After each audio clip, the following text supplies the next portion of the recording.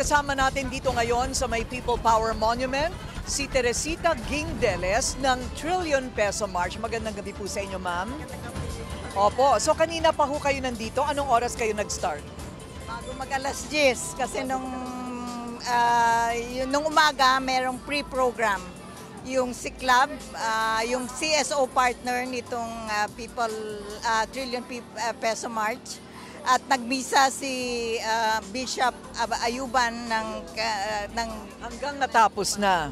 Oo, tapos tuloy-tuloy na hanggang natapos. So masaya naman po kayo sa turnout dito po, at least dito po sa EDSA. Medyo more than we expected. Ang tingin nakita namin doon sa drone, itong buong White Plains nag-stand still.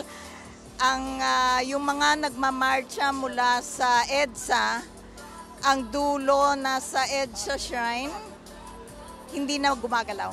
Ayun. So, meron po ba tayong numero na naiisip na ngayon? Bago ako dumating dito, tinatanong ko ano ba yung estimate, 50,000.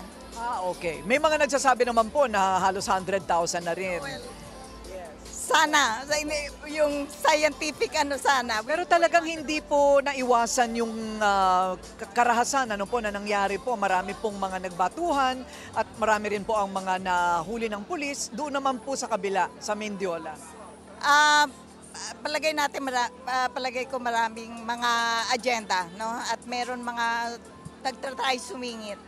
Pero itong araw na ito ay dapat talaga ang pagtutok doon sa pagtigil sa katiwalian, doon pagtigil sa korupsyon, yung pagsiklab ng galit ng mga taong bayan dito sa nangyayari na habang naghihirap ang ordinary citizens are really suffering these days. So okay lang yon, ma'am, na wala namang pinatutungkulan na iisang tao, no? Napansin ko walang, at least here, ngayong hapon sa EDSA, walang pinatungkulan na iisang tao na espesipiko, kundi talagang laban lang sa korupsyon. Kasi ang namin, hindi isang tao ito eh. Hindi ito isang tao, kundi buong sistema. Kung hindi nagkumplutan ang private contractors with politicians, definitely. Yung budget nanggagaling yan sa gobyerno eh. Dumadaan yan sa proseso ng Kongreso. May DPWH is the implementing agency. Private contractors are in place. Maraming nagkuplot dito. And what we want to know, what we want nga ang pananawagan ay ang lahat na nasangkot ay dapat lumabas talaga yung katotohanan. Kaya importante na yung investigation is independent, will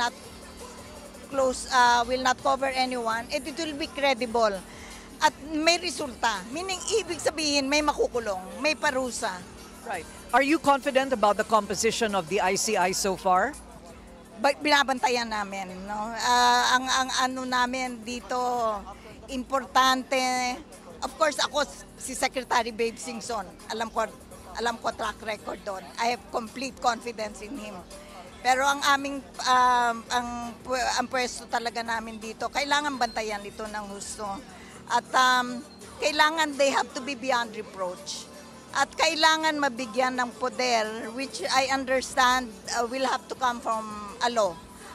Para talagang yung mga subpoena powers, yung paglabas ng mga bank accounts, lahat yan ay talagang matutupad.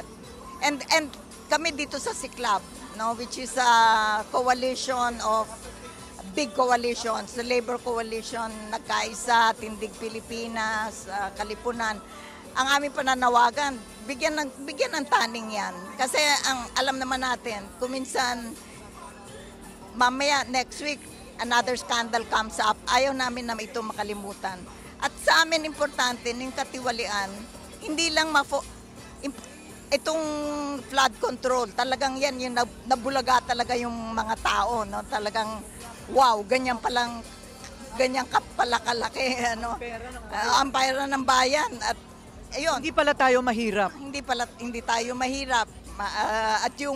At nakita yung resulta nitong naramdaman talaga dahil sa pagbabaha, nagkasabay-sabay lahat 'yan. Pero alam natin hindi lang 'yan yung korupsyon. At may impeachment case pa na dapat balikan dahil kasama rin doon ang katiwalian tungkol doon sa confidential funds. Sa amin, let this be a moment na malawak na talagang tignan, malalim, and we should have focus and sustained. Huwag tayo maging ningas kugon. Meron po kayong panawagan kay Pangulong Bongbong Marcos? Ay, alam nyo, martial law, anniversary of martial law ngayon, no? So it reminds us na yung katiwalian, may deep roots yan at may history yan. Ang panawagan ko, let him be true to his oath, no? Maraming kailangan singilin sa tatay niya. He is the president now. Let him be true to his oath. Let him show that a Marcos can be true to his oath. Which means walang palulusutin at kung siya mismo ay may responsibilidad dahil siya ay Pangulo Oversight niya ang budget, oversight niya ang implementation, oversight niya ang DPWH. Malaki ang kanyang pananagutan dito at tanggapin niya rin ito.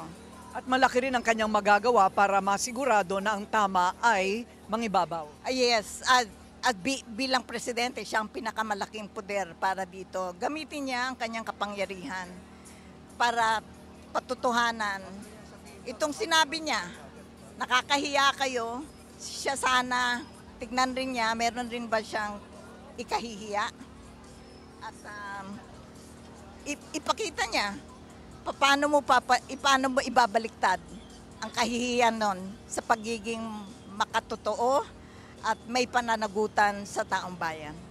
Okay, baka sakaling maiba naman ang ibig sabihin ng September 21. Ano po? Okay, maraming salamat po sa inyong oras, Teresita Gindeles ng Trillion Peso Marts. Thank you very much, ma'am. Manatiling nakatutok sa Bilyonaryo News Channel. Sumubaybay sa aming social media accounts at mag-subscribe sa aming YouTube channel para sa mga bago at eksklusibong balita.